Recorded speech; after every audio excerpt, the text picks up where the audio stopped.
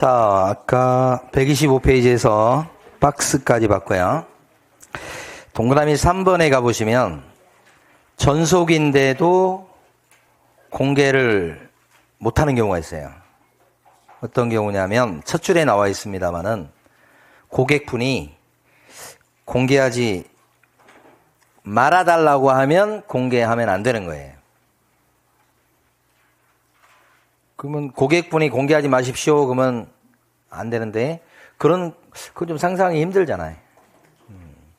이렇게 공개가 돼야 계약이 빨리 될 거니까. 그죠? 근데 이제 예외적으로, 극히 예외적으로 그럴 수는 있다. 그렇다면 공개하면 안 된다는 뜻이에요. 예? 이런 사례를 좀 보기가 힘들거든요. 근데 어떤 게 있을 수 있냐면, 빚이 많아가지고 유일한 집을 팔아먹고 도망칠 때. 그럼 여러 군데 내놓을 수가 없잖아. 한 군데만 내놔야지. 그 다음에 가까운 부동산에 내놓으면 소문나니까 또 안 좋지. 좀 떨어진 데 내놓지. 그리고 그 부동산 사장님한테 입단속을 시켜야 되겠지. 그때가 여기 들어갈 것 같은데. 잘 없어. 예? 자, 다음 페이지 가시면 가로 3번. 공개했죠. 그러면 공개한 부동산 사장님인 개공은 첫째 줄 지체 없이란 말 되게 많이 나오죠. 지체 없이 의뢰인 손님에게 그 내용을 문서로 알려줘야 돼. 요런 내용을 이렇게 공개했습니다라고 알려줘야 된다고. 그게 정보 공개 사실 통보 의무야. 핵심은 문서로 해야 돼. 말로 하면 안 돼. 둘째 줄에 문서에 동그라미 치시고. 그 다음에 얼마나 친절하냐면 전속이면 친절해져요. 사모님 하면서. 가로 4번에 업무 처리 상황 통지 의무야. 그러니까 중간중간에 어떻게 돼가고 있는지를 갖다가 의뢰인 손님분한테 뭐예요? 주기적으로 보고하게 돼 있다고.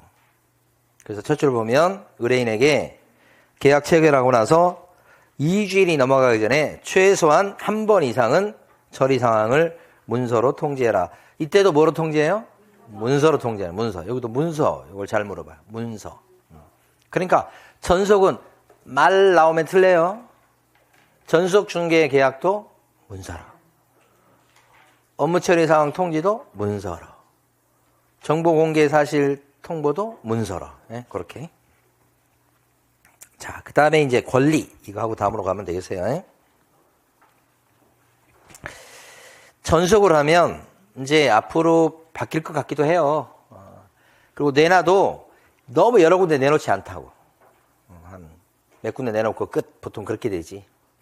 근데 조금 더 이제 시간이 바뀌면 전속으로 내놨다. 이걸 한 거죠. 예? 전속으로 내놨다. 그렇게 되면 이제 한 군데에 딱 내놓고 거기서 알아서 다른 부동산에 이렇게 해가지고 하면 그게 그거라는 걸 안다면 정말 자기가 신뢰하는 믿을만한 그 중개업소에다가 전속으로 내놓는 게 이제 앞으로 이제 많이 일반화될 가능성이 높아요. 그게 그거니까. 오히려 전속으로 내놓으면 어떻게 해요? 더 책임감 있게 해주겠죠? 여러분이 부동산 사장이야. 일반으로 내놓은 사람이 왔어. 다른 데도 내놓고 또 여기도 내놓은데 그거랑 우리한테만 내놓은데 이렇게 하는 손님이 있으면 어떤 게 우리 입장에서는 더 어떻게 해요? 우선이에요? 우리한테만 내놓은 거지. 그렇잖아요. 그러니까 이건 이제 생각하기 이제 나름이요. 그래서 앞으로 이제 약간 사고가 바뀌지 않을까 이런 생각을 가져요. 아직까지는 잘 없어요, 이거. 자, 근데 장점 중에 하나가 뭐냐면 이렇게 전속으로 내놓은 상태에서, 맡은 상태에서 다른 부동산에 또 내놔갖고 계약이 된다고 해도, 그죠? 다른 부동산을 통해서 계약이 됐기 때문에 여기서 이렇게 중개 보수 달라고는 못하는데 처음에 약속을 이렇게 했기 때문에 사장님만 믿을게요 그랬는데 배신 때렸지. 그렇지. 그래서 위약금 물으세요 할 수 있다고. 전속일 때만. 그 위약금은 보수하고 같은 금액이야. 중개 보수를 처음에 약속할 때 130 줄게요 약속했다면 요렇게 돼도 위약금 130 내놓으세요 할 수 있어. 그럼 요 사람의 입장에서는 여기는 중개보수 줘야 돼. 그쵸? 여기는 뭐예요? 위약금 물어야 돼. 그죠? 그러니까 이렇게 하지 말라고. 그 뜻이에요. 여기만 해도 여기서 어떻게 할 거예요? 여기 다 뿌리거든. 그래서 이 사람에 대한 신뢰만 있다면 훨씬 나을 수도 있단 말이에요. 그런 취지입니다. 그래서 그 가로 1번에 위약금 청구권 남았죠. 그래서 동그라미 1번이 지금 설명드린 거예요. 유효기간 내 개공. 왜 자가 중요해요? 왜 딸은 개공에게 의뢰를 해서 거래가 된 경우에요. 둘째 줄. 그러면 손님은 그가 지불해야 될 중개보수, 약속한 보수, 그만큼을 우리 사장님한테 뭐로 물어줘야 되겠다? 위약금으로 물어줘야 되겠다. 이 말이지. 이렇게. 저 권리 쪽은 시험이 잘 안 나옵니다. 나오면 한 지문 정도.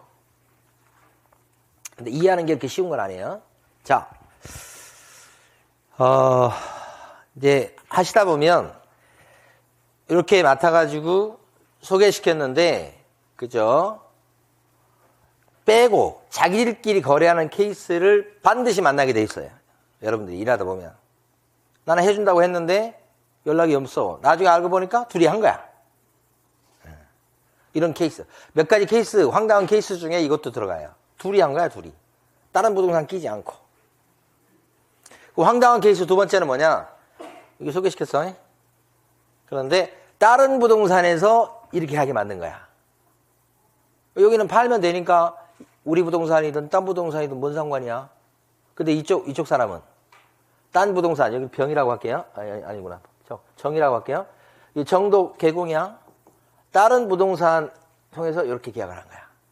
그럼 나도 이 물건을 요 사람한테 소개시켰는데, 그것도 먼저 소개시켰는데, 내 부동산에서 안 하고 여기서 했다는 얘기예요. 황당하지. 그런 일을 반드시 당하게 돼 있어. 두 가지 케이스를. 이 두 번째 케이스 같은 경우, 요 케이스 같은 경우는 대부분이 보면 여기서 보수를 갖고 장난쳐요. 보수를 많이 깎아줄게. 이렇게 하면, 여기는 보수를 갖다가 200 준다고 하면, 나 100만 원 받을게, 100만 원. 그럼 어떻게 이 사람이? 지남철 뭐라고 그래, 그걸. 그 뭐라고 그러지? 그거, 이게 끌려가는 거. 자석이 표준어죠? 이 사람이 자석에 끌려가서 이쪽으로 쭉 끌려가서 중간에서 끙끙대. 보여, 그게. 좀 가엽죠? 그거 이제 100만 원 때문에 이제 약간 좀 떳떳하지 못한 상태가 되잖아. 우리는 이제 열불 나지. 예. 여기 머리 다 뽑아버리고 싶지. 이게 하다 보면 계약이 지금 어쨌든 100만 원에도 버는 게 나오니까 그렇게 한 거란 말이에요. 그래서 적은 멀리 있지 않아요. 그래서 어쨌든 나중에 알게 되면 이제 왼수지간이 됩니다. 그래서 뭔 일 있으면 아이간 태클 그렇게 돼 있어. 자, 여기 시험에 나오는 게 아니고 지금 어떻게 지워야 되나.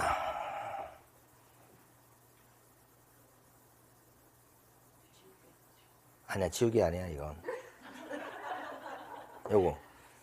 봐, 지웠잖아. 다시 이제 펜으로 가고.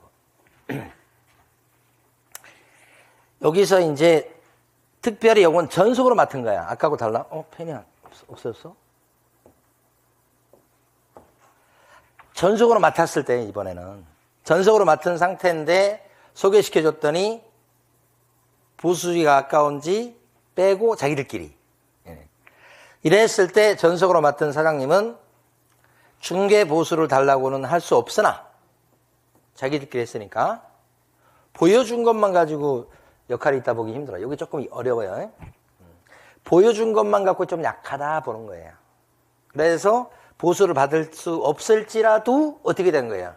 전속이니까 배신한 거죠?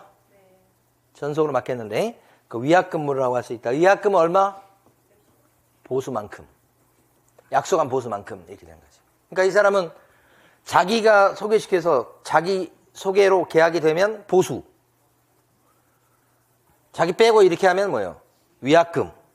돈 벌죠? 좀 지나친 말로 하면 무조건 돈 번다. 전속이 좋죠? 거의 무조건 돈 번다. 이렇게 되는 거니까. 이것도 뭐예요? 위약금. 동그라미 2번이야. 자, 하나만 더. 시험은 위약금이 잘 나오는 게 아니고 이게 잘 나와. 가로 2번. 비용청구권. 이게 뭐냐면 전속으로 맡긴 상태에서 이 사람한테 전화와. 사장님만 믿고 하려고 그랬는데 병이 와서 자꾸 팔을 해. 그리고 값도 많이 쳐준대. 사장님 어떡해? 죄송해. 팔았어. 라고 고백을 한다고. 죄송하다고. 팔았다고. 전수로 맡긴 상태에서 이 사람이 꼬신다고 했을 때 이렇게 팔고 계약을 해도 괜찮을까요? 네. 괜찮겠어요? 네. 진짜 괜찮으시겠어요? 괜찮다. 괜찮다. 니은 히읗? 네, 괜찮다. 괜찮다. 이래도 괜찮아. 대신 전속으로 말을 뱉었기 때문에 요 말을 믿고 요 사람이 활동을 이미 시작했을 수가 있어. 안 했으면 모르는데. 활동을 이미 시작했고 거기에 비용을 쓴 게 있다면 비용은 뭐예요? 물어는 줘야지. 해도 되는데 그것까지 막을 수는 없어. 그래서 비용 청구권이 생기는데 그 비용도 전속으로 내놓을 때 예를 들어서 90만 원 줄게 하면서 내놨다면 그죠?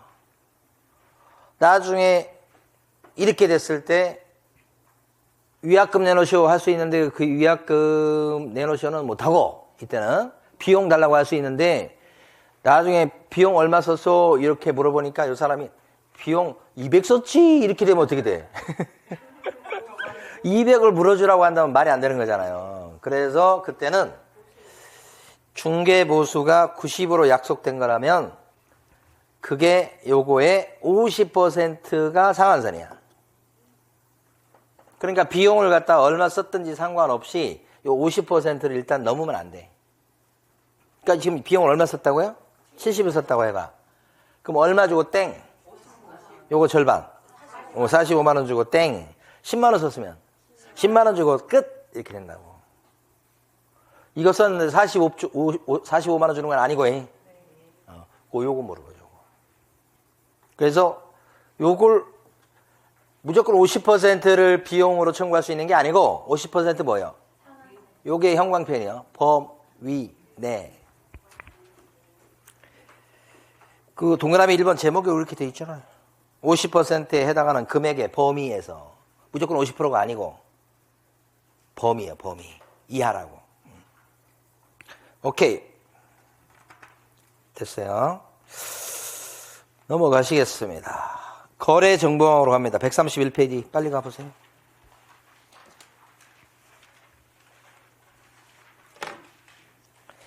거래정보망은 아까 정보 공개할 때 망에 올린다 이런 얘기 했었죠. 인터넷망. 그 정보망에 해당되는 대표적인 게 한방이라고 하는 거예요. 이 한방은 공인중개사 협회가 운영하는 정보망 사이트 이름이 한방이에요. 요게 유명하지 않았었는데 이시영 배우가 광고를 하면서 유명해져서 권투 선수 있잖아요. 그래가지고 알려졌지 그래도 그나마. 그게 한방이에요. 요렇게 이름을 지은 것은 직방이나 다방을 뽐딴 거야. 직방, 다방 유명하잖아요. 그래서 여기도 방자를 들어가도록 한 거예요. 응? 근데 한방이야. 이 한자는 뭐냐?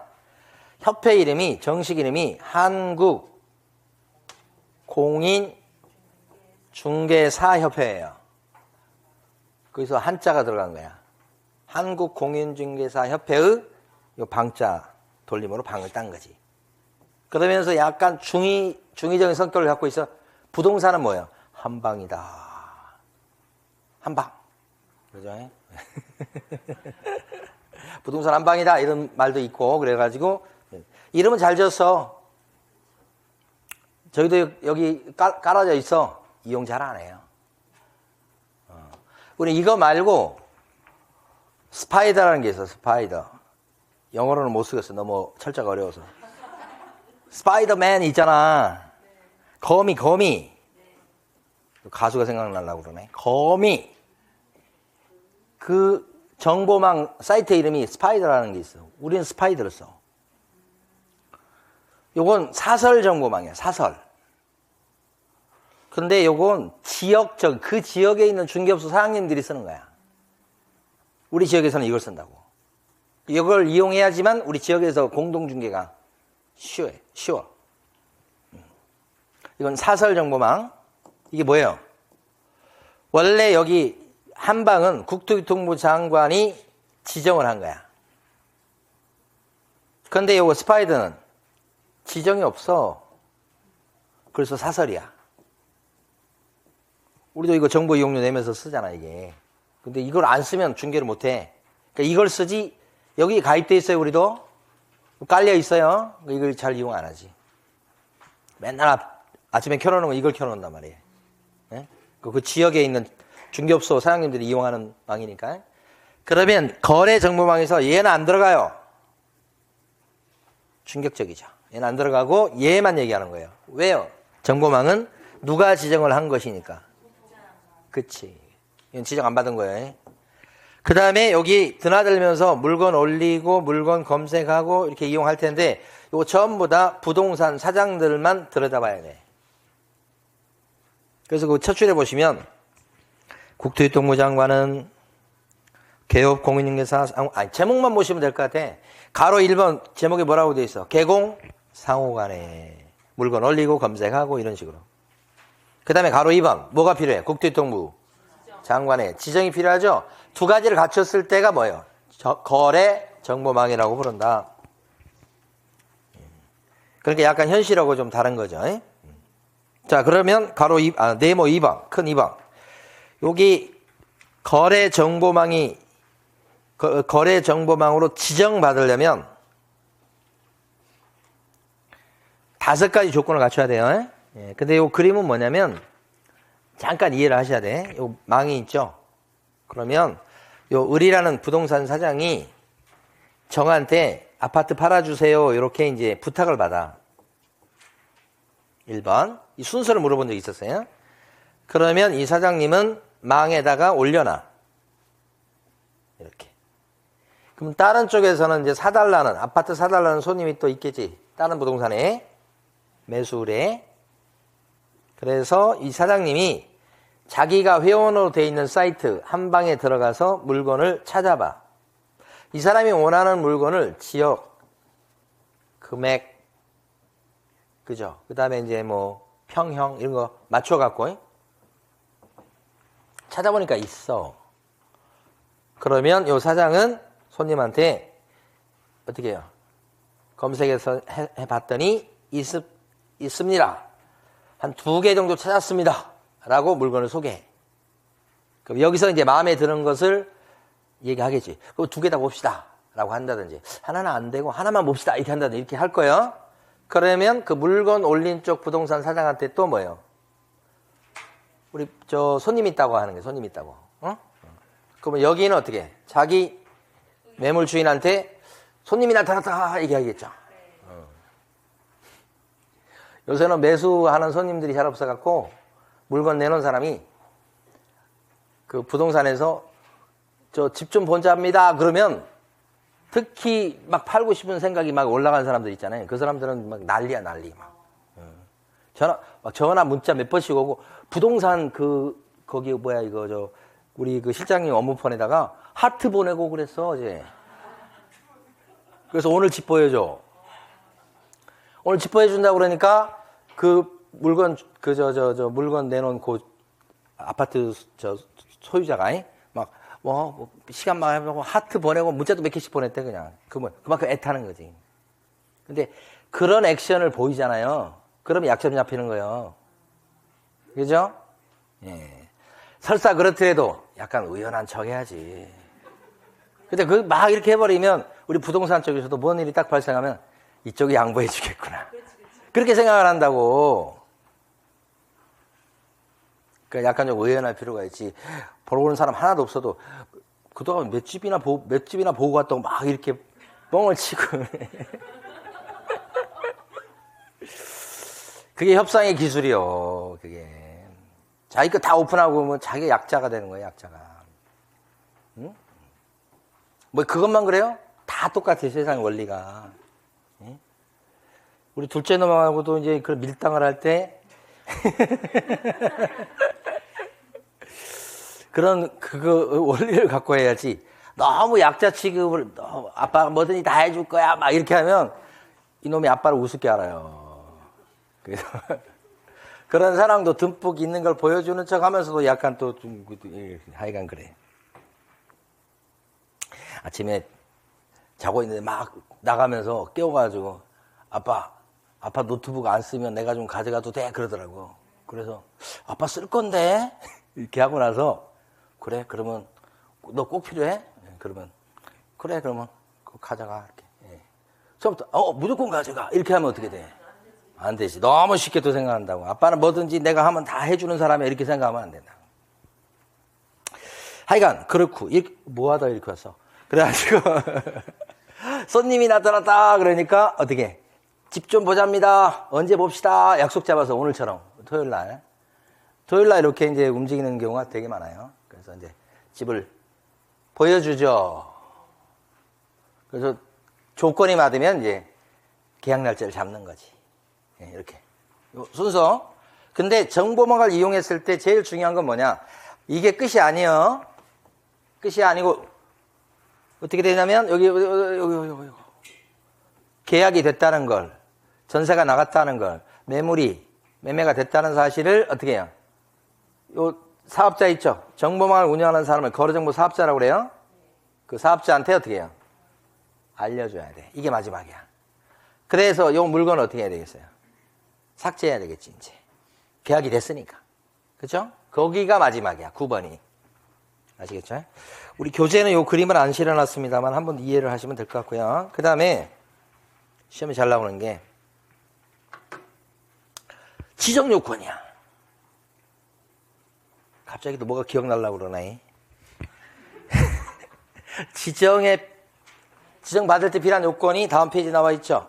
저 끝에부터 나와 있죠? 131페이지 제일 끝에. 가로 1번. 뭐라고 제목이 적혀 있습니까? 부가통신사업자일 것. 지정받으려면 부가통신사업자여야 된다 이거야. 부가통신사업자의 반대말이 뭘까요?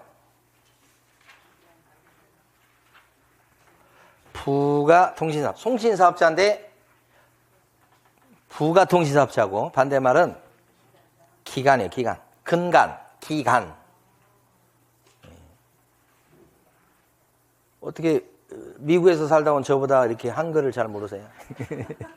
기간 통신사업자 KT 한국통신 90년대 여기서 인터넷망을 쫙 깔아놨죠. 이게 기간통신사업자예요. 도로로 치면 고속도로 깔아놓은 거고 똑같아. 그럼 이게 고속도로야. 깐 사람이야. 그 부가통신사업자는 누구냐? 고속도로 통행료에 넣고 이용하는 우리야, 우리. 그러니까 그 통신망을 이용해가지고 그걸 통해서 어떤 서비스를 제공하고 그걸 이용한 서비스, 게임이라든지 뭐 이런 거 있잖아. 학원 동영상이라든지 이런 거. 그런 서비스를 제공하고 그걸 통해서 돈 벌고 있는 사람이 부가통신사업자야. 랜드 하나 부가통신사업자예요. 랜드 하나가 무슨 인터넷망을 깔았겠어. 깐 것을 이용하는 거지. 뭐 게임 업체도 마찬가지일 거 아니에요. 대부분 이거지 이거. 이걸 이 부가통신 사업자가 일단 돼야 되고. 자, 넘기시고 다음 페이지. 여기 회원들은 누구냐? 부동산 사장들이야. 사장들이 이용한다고 그랬잖아. 그래서 가로 2번이 특히 시험에 잘 나오죠. 부동산 중개업소 사장님의 회원 수가 몇 명 이상? 500명 이상 돼야 돼. 자, 둘째 줄에 500명 이상 나왔죠? 개공소자. 그 다음에 두 군데 이상의 특별시, 광역시, 도, 특별자치도, 제주도죠. 거기에 30명 이상은 또 가입돼 있어야 돼. 두 군데 이상의 시도에 퍼져서 가입이 돼 있고 최소한 시도별로 30명 이상은 또 가입돼 있어야 되겠다 이런 뜻이죠. 숫자 잘 물어봐요. 여기 지금 동그라미 1번에 이거 뭐 들어가야 돼요? 500명 이상. 그 다음에 두 군데 이상의 시도에 퍼져 있어야 돼. 그러니까 서울시에도 최소한 20명 이상. 30명 이상 참. 30명 이상. 경기도에도 30명. 강원도에도 30명. 최소한 이렇다는 얘기예요. 근데 두 군데 이상의 시도인데 우리나라에 시도가 몇 군데 있는지 아세요? 안시봐서 잘 모르실 거예요. 17군데야. 제일 마지막에 생긴 데가 어디게요? 세종시지. 세종특별자치시가 마지막에 생긴 거야. 그러니까 세종특별자치시에도 만약에 지정을 받으려면 몇 명 있어야 돼? 30명. 그런데 세종특별자치시에는 가입된 사람이 한 명도 없어. 예를 들어서 서울에 500명 가입돼 있고 경기도에 700 가입돼 있어. 이렇게 두 군데. 나머지 한 명도 없어. 그럼 요거 지정 받아 못 받아 이렇게 되면? 받아요. 지정을. 받죠. 합쳐서 1200이니까 500명 이상 되죠. 전체 회원 숫자가. 그 다음에 17군데 중에서 두 군데는 됐잖아 지금. 두 군데만 돼도 돼. 근데 이게 500이고 700이니까 최소한 30명은 넘었죠. 30명 이상이니까 되는 거지. 자, 근데 만약에 서울 500, 경기 700, 세종시 10명 지정돼요, 안 돼요? 안 되는 거예요. 왜? 왜 안 되는 거예요? 전체 숫자 통과, 두 군데 이상의 시도 통과, 최소한 시도별로 30명 이상인데 통과, 나가리. 이거 안 된다나, 이거. 최소한 30명 돼야 된다, 여기서. 안 되잖아. 다 없애버려야 돼. 그래, 차라리 지정을 받아. 의미 자체가 그런 거예요. 자, 그게 가로 2번이고, 지정 요건이 시험에 잘 나오는데 특히 가로 2번. 그 다음에, 가로 3번에 컴퓨터 설비가 좋아야 된다는 얘기 하죠. 컴퓨터 설비가 좋을 것 얘기 나오죠? 컴퓨터 설비가 좋아야 됩니다. 요거.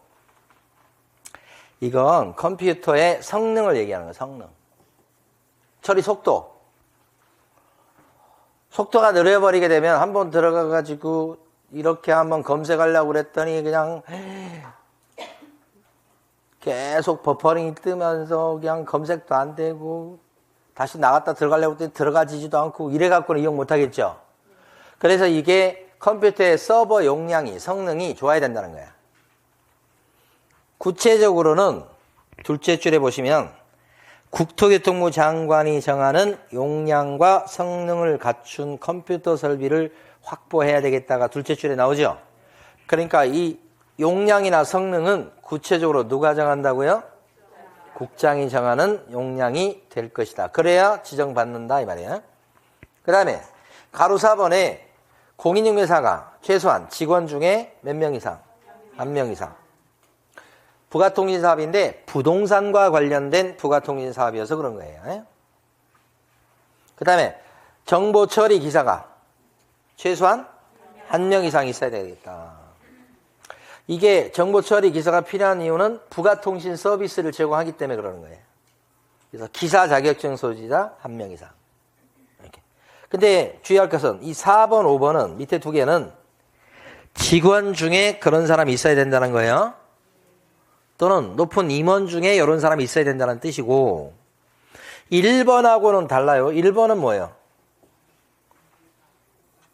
500명 이상 30명 이상은 누구 숫자예요? 그렇죠. 요 개공 숫자인데 개공이 뭐예요? 회원 없어야. 회원 없어. 여기는 뭐예요? 직원. 대학 같은 데 이런 데도 보니까 이제 취직 때문에 학생들이 이제 공인중개 자격증을 따면 뭐 가산점이 있고 그런 모양이더라고. 그래서 한참 그 방학 되거나 막 이러면 이제 그 대학생들이 중개 자격증 따려고 그 연구한 학과들이 있어요. 그 따려고 막 이렇게 학원 수강하고 그런 분들이 있더라고. 방학 때 이제. 평상시 학교 다니니까. 그래서 요 공인중개사는 직원들 얘기고요. 한마디로 얘기하면 여기 개업 공인중개사는 회원 얘기요. 개업 공인중개사하고 공인중개사는 같은 말이에요, 다른 말이야? 용어할 때 배웠잖아. 이건 자격을 따갖고 있는 사람. 여기는 오픈한 사람을 얘기하잖아요. 다른 말이지. 바뀌면 안 돼요. 어쨌든 지정 요건이 출제 영순이에요. 지금 본 게. 자, 그 다음에 지정 절차. 까지 보고 다음으로 갈게요.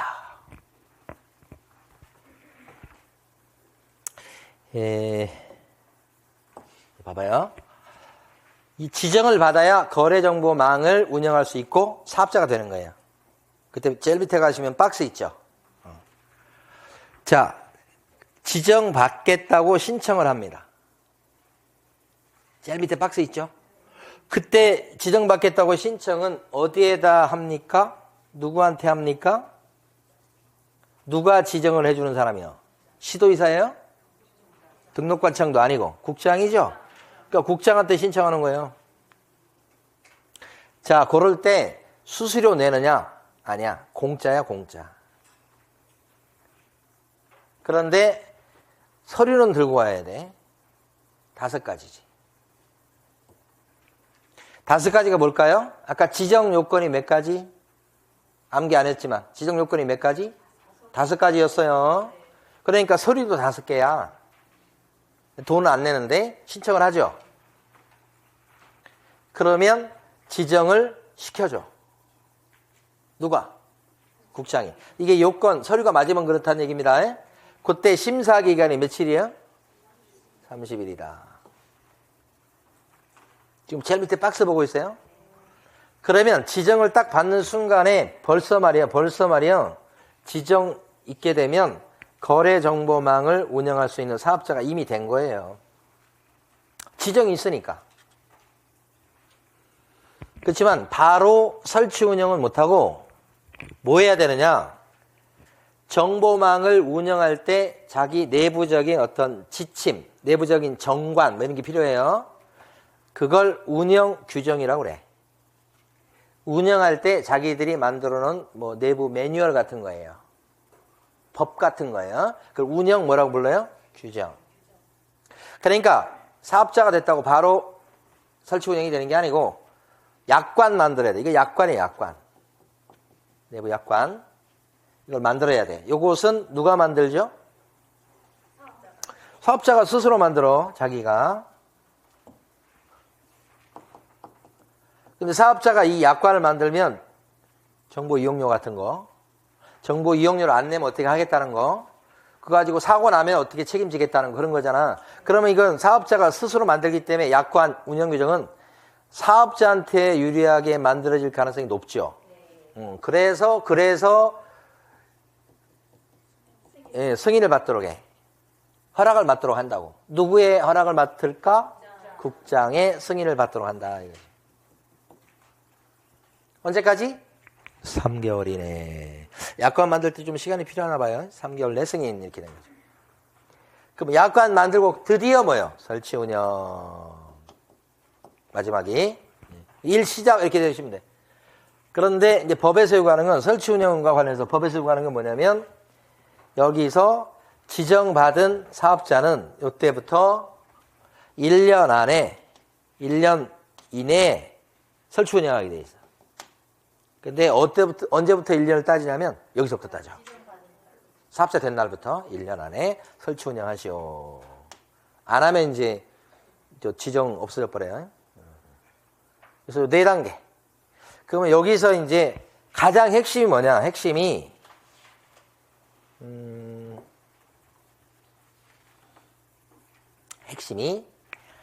요 30일하고 3개월 요걸 잘 물어봐. 지정해 줄 때는 30일.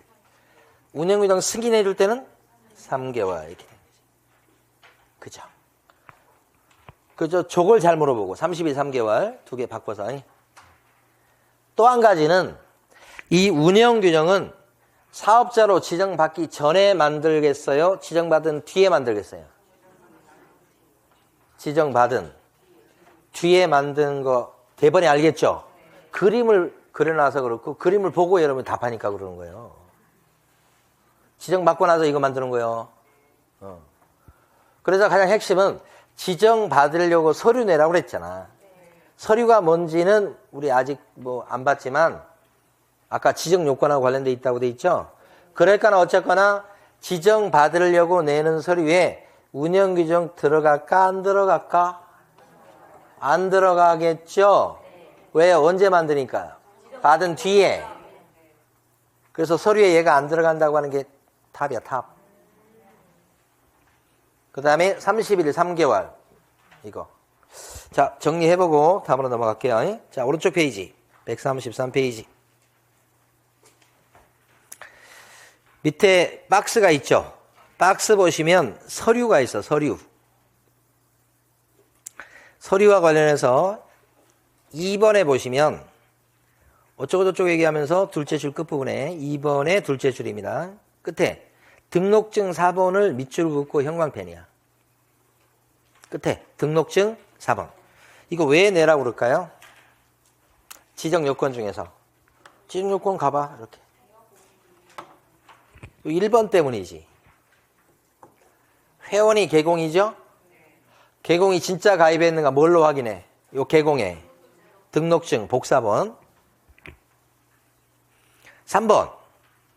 기사 자격증 4번은 요거죠, 요거. 4번 관련돼 있죠? 네. 그 다음에 4번에 있는 자격증 4번은 요거와 관련돼 있죠. 자격증 복사본. 요거. 5번은 컴퓨터.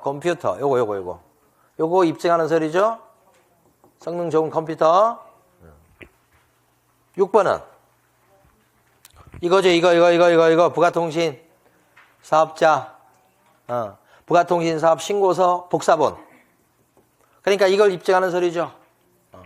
이러한 운영 규정에 박스 밑에 보시면, 이러한 그 지정 요건에, 그러니까 구비서류에, 이 구비서류 요거, 구비서류에, 자, 밑에 박스 밑에 보면 운영 규정 구비서류에 들어가요, 안 들어가요? 그렇지. 거기 박스 바로 밑에 끝부분에 가면 부동산의 거래 정보망 이용 및 정보 제공 방법 등에 관한 사항을 정한 운영 규정, 얘는 구비서류가 아니다. 이게 핵심이라고 해요. 동그라미 4번, 수수료 없음. 별표 쳐두시고. 아직 시험에 안 나왔지만 핵심이에요, 이것도. 공짜입니다, 이거. 자, 그 다음에 동그라미 5번. 부가통신 사업자, 이기면 하면 이거. 부가통신 사업자 중에 개인 사업자도 있고 법인 사업자도 있을 수 있죠. 그래서 법인 사업자든 개인 사업자든 부가통신 사업자 이기만 하면 지정받을 수가 있다. 그게 동그라미 5번이야. 5번인데, 둘째 줄 보세요. 다만, 법인 중에서 법인인 개업 공인인증서는 14조에 규정된 업무만을 할 수 있으니까 거래정보 사업자로 지정을 받을 수가 없다. 좀 어려워요, 여러분. 14조에 대해서 지난주에 공부했죠? 거기에 업무 중에는 부동산 매물 정보를 제공하는 것은 14조 업무에 들어가지 않아요. 아직 모르실 수 있어요. 그러니까 중개법인은 사업자로 지정받을 수가 없다는 거지. 그러면 여기서 요 법인인데 부가통신 사업자인데 요 법인 형태로서 지정받을 수 있는 대표적인 법인이 뭘까요? 법인인 부가통신 사업자에 해당되는 유명한 사람이 누굴까요? 협회예요. 방금 전에 배웠던 협회. 적어 놓으세요. 다시. 동그라미 5번 제목을 보시면 법인 또는 개인이라고 돼 있죠? 그때 그 법인은 누구라고요? 현실적으로? 협회. 그래서 아까 협회가 한방이라는 사이트를 운영하는 게 요거예요. 그렇게. 그 다음에 가로 2번에 보면 지정은 언제까지? 30일 안에. 자, 다음 페이지 가시면 가로 3번. 운영규정 승인은 언제까지? 3개월 안에 승인. 특히 가로 3번에 동그라미 1번. 두 줄 있죠? 형광펜입니다. 지정을 받은 자는 지정받은 날부터 3개월 이내에 정보망의 이용 및 정보 제공 방법 등에 관한 운영 규정을 정해서 국장의 승인을 얻어야 되겠다. 이렇게 하는 거예요. 형광펜인데 지정을 받은 자는 이 핵심이에요. 물론 3개월도 핵심이지만. 자, 퀴즈 내볼게요. 거래정보사업자로 지정을 받으려는 자는 뭐가 X 벌써 운영규정을 만들어서 3개월 내 승인받아야 된다. 받으려는 자는 그러면 X. 받은 자는 운영규정을 만들어 승인받아야 되겠다. 그러면 동그라미고.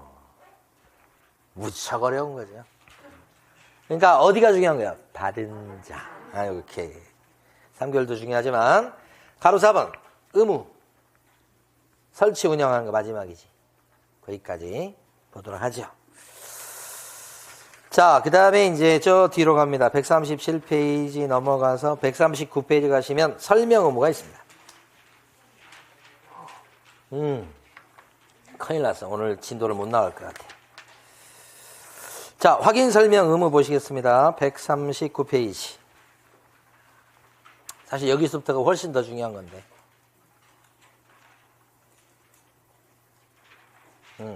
자,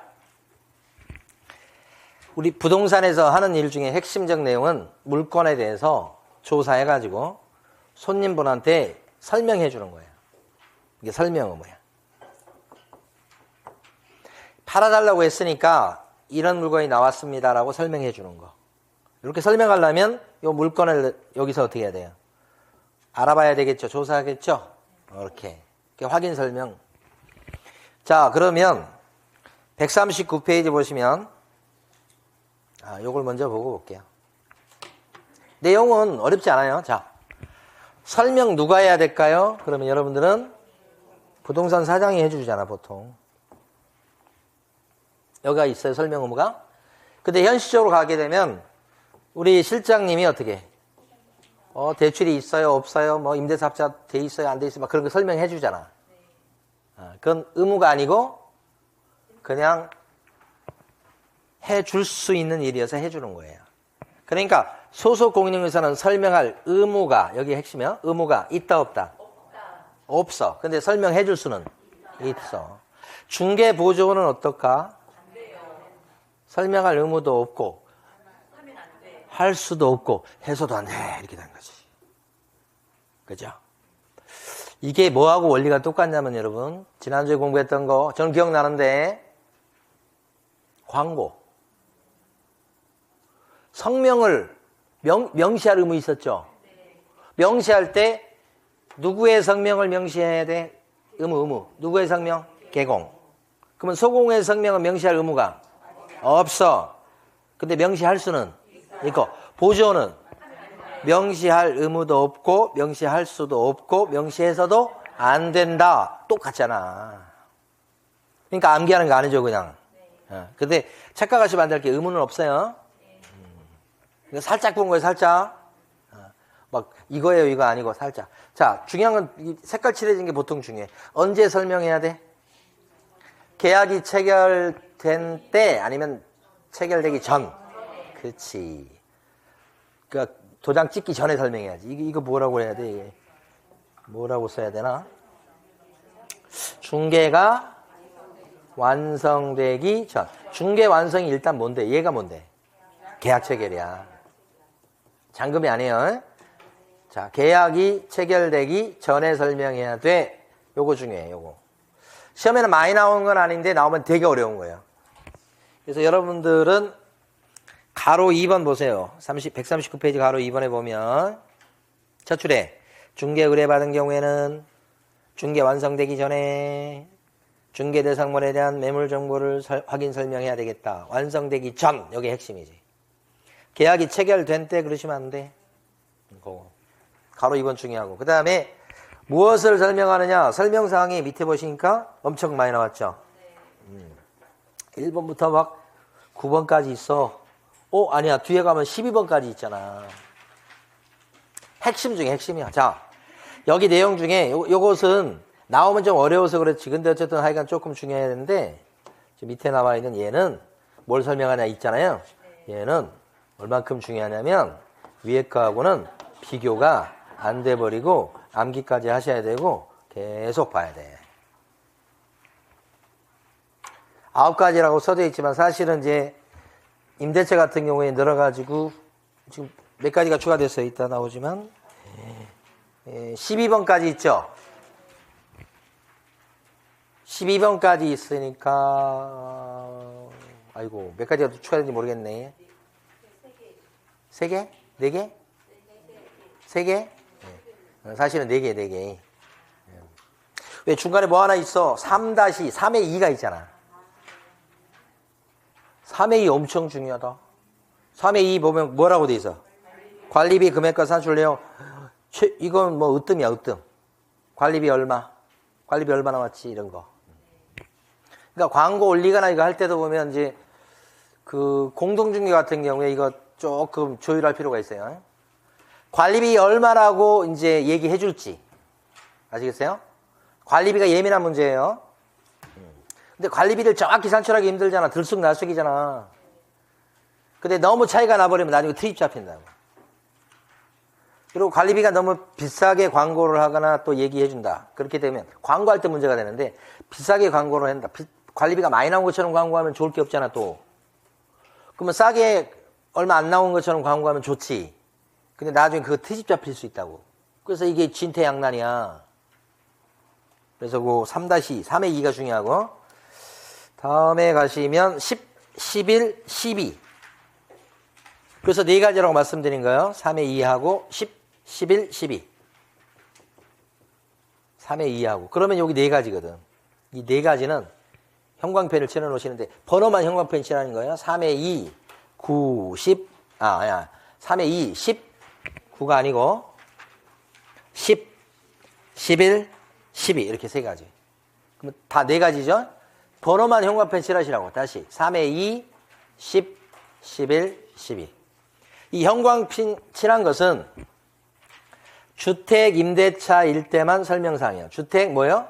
임대차. 상가도 아니고 주택. 매매도 아니고 뭐요? 임대차. 그렇게 써두셔야 돼. 형광펜 칠한 것은 주택 뭐일 때? 임대차일 때. 설명사항이에요. 설명 의무사항이라고 해요. 자, 그러면 1번부터 간단히 한번 봐요. 아직은 뭐 암기할 정도까지는 아니니까. 1번에 보시면 설명해 줄 때 이게 연립주택인지 아파트인지 상가인지 구별해서 얘기해야 되겠죠. 1번. 그걸 중개상물의 종류라고 써져 있잖아. 얘기해 줄 때. 잘못 얘기하면 나중에 트집 잡혀 또 예민한 문제들이 좀 있는 게 있을 수가 있어. 그 다음에 2번은 권리관계 얘기해 줘야 돼. 그래서 우리 실장님이 맨날 얘기하는 게 대출이 얼마 있다. 대출 없는 집이에요. 대출이 있어요. 세입자가 한 명 있는데 거기 전세 7억에 들어있어요. 이게 2번이야. 그거 설명해 주는 거잖아. 손님한테. 그게 뭐예요? 권리관계예요. 3번. 이건 14억 5천에 나왔어요. 설명해 주는 거잖아. 손님한테. 살 사람한테. 예전 금액이야. 그 다음에 3번 뒤쪽에 중개보수 및 실비의 금액과 산출 내역은 밑줄 긋고 아까하고 다른 형광펜으로 칠해놓으세요. 핵심이죠. 우리 손님분한테 14억 5천에 내놨고요. 계약이 되면 중개보수는 0.4% 주셔야 됩니다라고 설명을 하라고. 그게 지금 형광펜 칠한 그거야. 색깔 다르게 하는 게 좋아요. 아까랑. 보수야, 보수. 한마디로. 그 다음에 관리비 얼마 어떻게 계산해서 나왔다. 이것은 주택임대차일 때 설명해 주는 거예요. 매매일 때는요. 설명 의무사항은 아니야. 근데 얘기하다 보면 나오긴 해. 근데 의무는 아니라고 해. 주택일 때요. 주택임대차.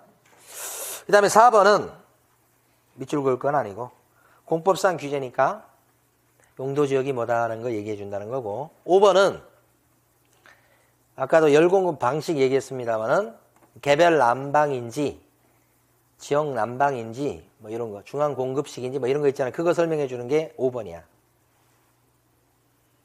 별거 아니에요, 이것도. 자, 6번.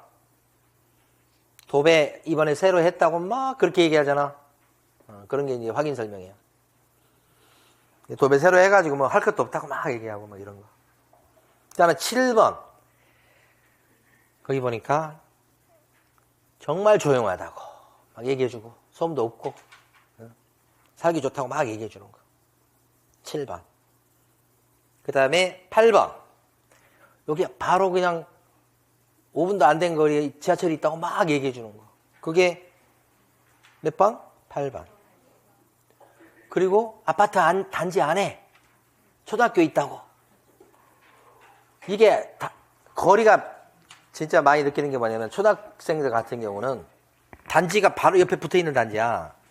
근데 이쪽 단지에 초등학교가 있어. 여기는 길 건너가서 초등학교 가야 돼. 그럼 요거 싫어해. 꼬리 들어가고 싶어 해. 길 안 건너고 싶어 한다고. 애들. 그죠? 그런 것 때문에 이제 그 학교 얘기가 그래서 나오는 거예요. 이거 설명해 주는 거예요. 예민합니다. 그래서 우리가 하다 보니까 뭐가 예민하냐면, 여기 아파트 오면 여기 중학교 가요, 여기 고등학교 가요 예민해. 그걸 잘못 얘기했다가 나중에 엄청 꼬투리 잡혀. 그래서 우리가 이제 정확한 것은 알아보라고 하고, 우리도 알아보는데 확정적으로 얘기하면 안 되고 했다가 나중에 잘못되는 경우도 봤어, 우리가. 그래서 예민해. 우리가 아는 거 다르게, 뭐 길 건너 같이 붙어있는 아파트일지라도 학교가 틀릴 수 있어요. 그래서 이제 그런 것들 조심해야 되고. 학교라고 학군. 그 다음에 9번. 세금이죠. 이것도 형광펜인데, 아까 3번의 뒤쪽이 형광펜인가 같은 색깔이요. 9번이 중요하지. 그러니까 3 별표고 9번도 별표예요.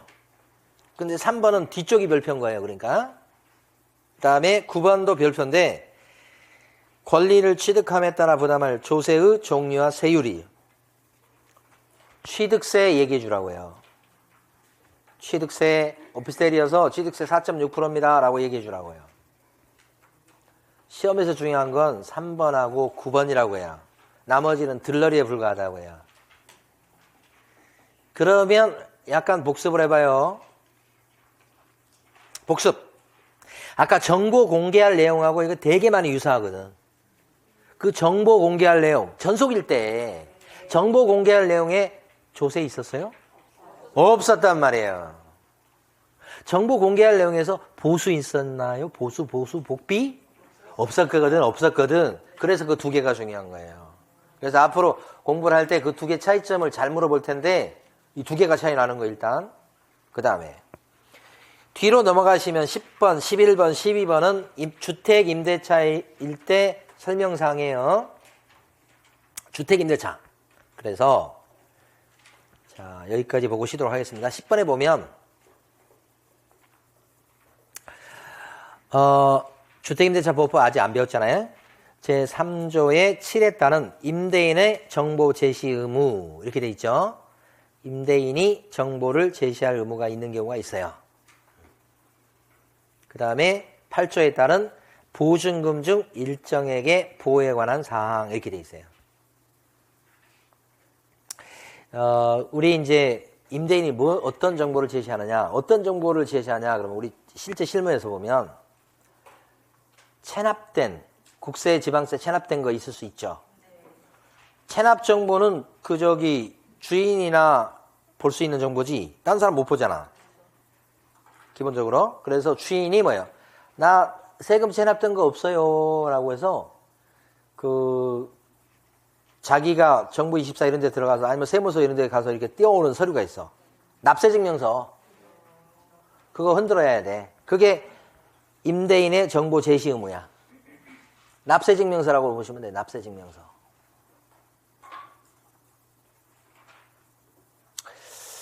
그 다음에 이제 또 제시할 것 중에 뭐가 있냐면, 여기다 납세증명서 하나 써, 아이고. 아무리 급해도 우리가 천천히 해야 돼. 납세 증명서 이렇게 있고요. 또 하나가 뭐냐면 좀 긴데 확정일자, 부여일 등 부여한 날 등 현황서.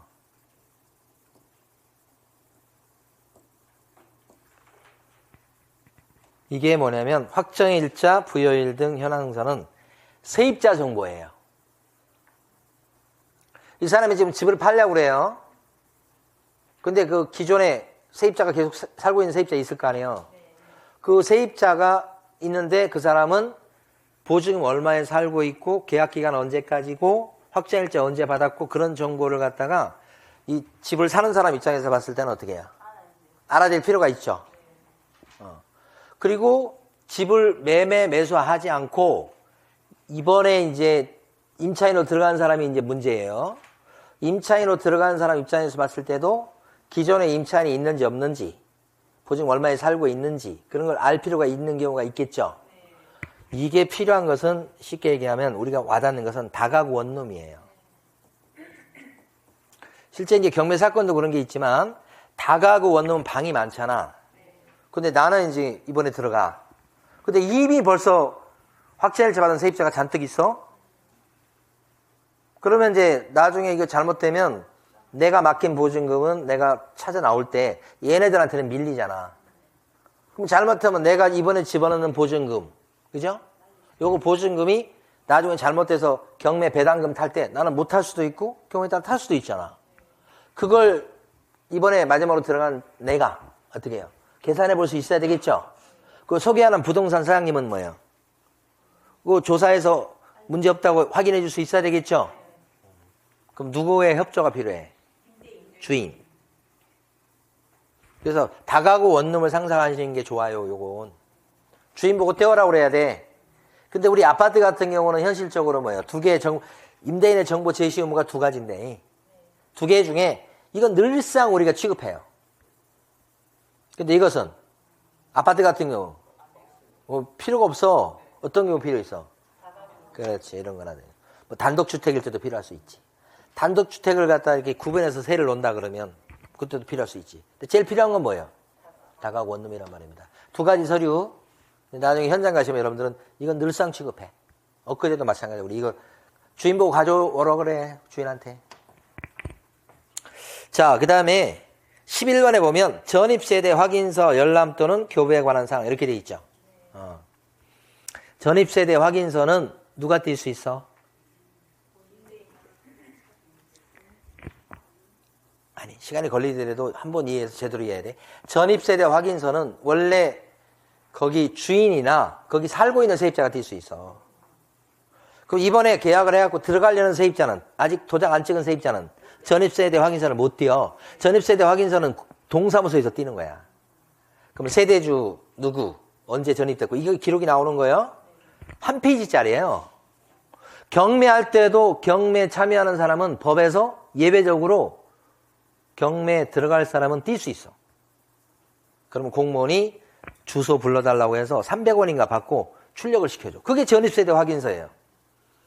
그러면 다가구 원룸에 세입자를 집어넣을 때 전입세대 확인서 같은 거 띌 필요가 있지. 언제 전입했는지 확인하기 위해서. 근데 이번에 계약을 해서 도장 찍기 전에 있는 임차인 같은, 임차인 아직 안 된 사람이잖아. 그 사람은 자기가 못 띄지. 그러니까 뭐라 그래야 돼? 두 가지 방법이 있어. 주인한테 허락을 맡아서 열람하든지. 주인의 허락이 있어야 돼. 임대인의 동의. 없으면 주인한테 띄우라고 해야 돼. 그게 11번이야. 다시 한번. 주인이 동의하면 그렇지. 전입세대 확인서를 열람할 수 있고, 주인이 동의 안 하면 어떻게 해야 돼? 주인이 띄워라 이렇게 해야 되지. 그렇죠? 요것도 이제 실무적으로 봤을 때는 거의 안 쓰여.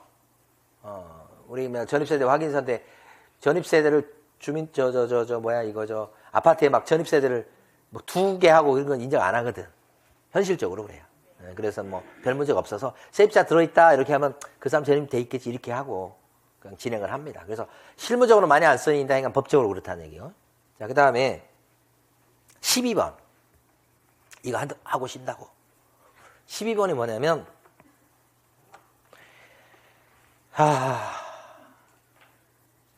임대보증금에 대한 보증에 관한 사항 밑줄 그으세요. 임대보증금에 대한 보증에 관한 사항. 이게 하도 세입자로 들어갔다가 보증금을 날리는 경우가 많잖아. 그래서 전세보증금을 지키는 것을 위해서, 그렇죠? 주인이 주택임대사업자 등록을 하신 분이라면 세입자를 계약해서 드릴 적에 의무적으로 보증금 반환에 대해서 보험에 들도록 되어 있다고. 하도 사고 많이 터지니까. 그게 임대보증금 보증에 관한 사항이야. 근데 앞에 12번에 출발할 때 민간임대주택에 관한 특별법이라고 써져 있죠? 거기도 밑줄이야. 그리고 옆에다 쓰실 때 이게 임대차가 아니고 임대사업자.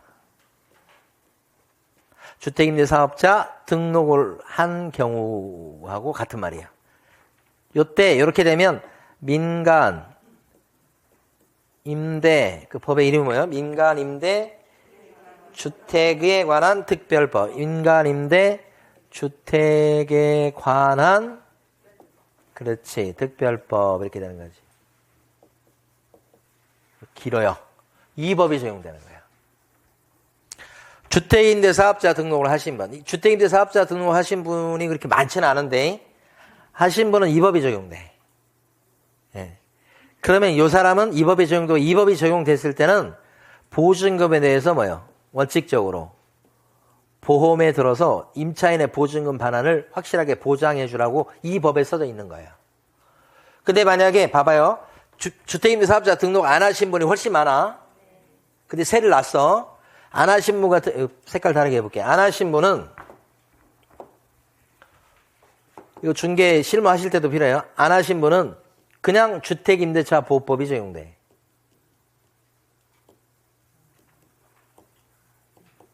그 주택임대차 보호법에 대해서는 보증금 반환과 관련해서 보험에 들으라고 하는 얘기가 없어. 그래서 이럴 때는 세입자가 들어, 세입자가.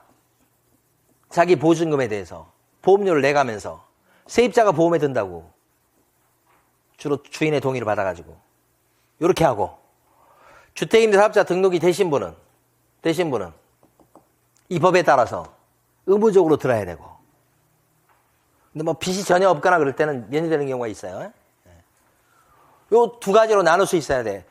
그래서 세를 논다 그러면 제일 먼저 첫마디로 물어볼 게 뭐예요? 주택임대사업자 등록하셨어요? 안 하셨어요? 이걸 제일 먼저 물어봐야 돼. 근데 그 사람들이 착각하는 경우도 있어. 주택임대사업자 등록이 돼 있다 안 됐다를 잘못 아는 손님들도 계신다고. 그러니까 여러분 확인 절차를 거쳐야 돼. 그래서 말만 그대로 또 믿어서는 안 돼. 굉장히 중요한 거예요. 이러면 이렇게 해서 이렇게 한다. 지금 12번이 이거예요, 이거.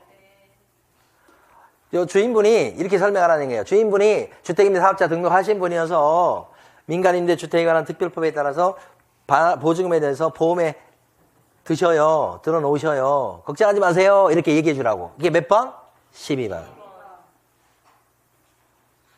근데 안 들었다 그러면 이제 요 얘기가 나와. 그래서 이 케이스가 훨씬 많거든. 불안해요. 보증금 날리면 안 되는데. 저 보험에 들어야 되니까요. 주인분한테 허락 좀 맡아주세요. 그런 거 하잖아. 오케이? 됐어요. 자, 아시겠습니다.